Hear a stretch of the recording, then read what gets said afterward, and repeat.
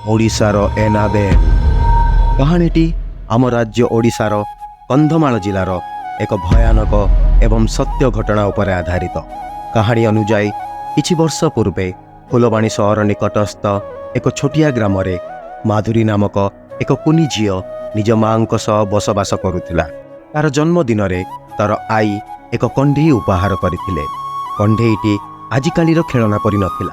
कंढेईटी तैयारी होइथिला बाउंश एवं किछि रंगीन कपड़ारे, किंतु कंढेईटीर आखिकु एपरी रंग दिया जाइथिला जेपरि से एक जीवंत एवं अति भयंकर देखा जाउथिला। प्रत्येक पिलांक परि माधुरी मध्य कंढेईटी को बहुत भल पाउथिला एवं तार प्रत्येक कथा ता सह शेयर करुथिला। दिने अचानक माधुरी एक अजाणा रोगर शिकार होई तार मृत्यु हो जाइथिला, किंतु झीर स्मृति रे तार माँ सेई कंढेईटी को निज घर एक थाकरे साइती रखी देइथिले। आउ बोधी हुए एही निष्पत्ति तांको जीवनर एक भूल निष्पत्ति होइथिला।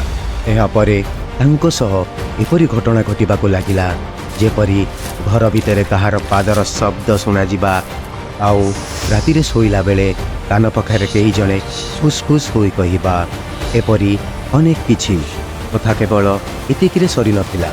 केबे केबे सेही कंढेईटी घर थाकरू बाहरी घरर विभिन्न जगार मिलिबाको लागिला, जदिओ ताकू केही भी हाथ लगाउ नथिले। किछि दिन परे माधुरीर माँ एही सबु घटनारू भयभीत होई सेही कंढेईटी को पाख जंगल रे पोति देई आसिथिले। एहा भाबी एहा द्वारा माधुरीर आत्मा को शांति मिली जिवो।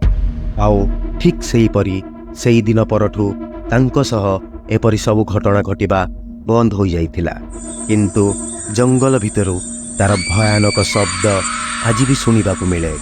जंगल को काठ आनिबाकू जाउथबा अनेक लोक मध्य एही श्रापित कंढेई को भिन्न भिन्न रूप रे देखिबार कथा कहिथांती।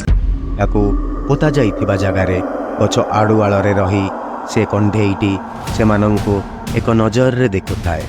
लोक कथा अनुजाई आज भी सेई जंगल रे कंढेई भितरे थिबा माधुरीर प्रेतात्मा सेपटे जाउथिबा यात्री मानंकु सेमानंक ना नै डाके। आउ केही भी जदि ताकू एक साधारण कंढेई भाबी घरकू नहीं आसी जाए, तेबे एपरी भयानक लोमटांकुरा कहानी सुनिबा पई चैनल पेज को विजिट करंतु एवं ओडिया हॉरर पॉडकास्ट चैनल को सब्सक्राइब करंतु।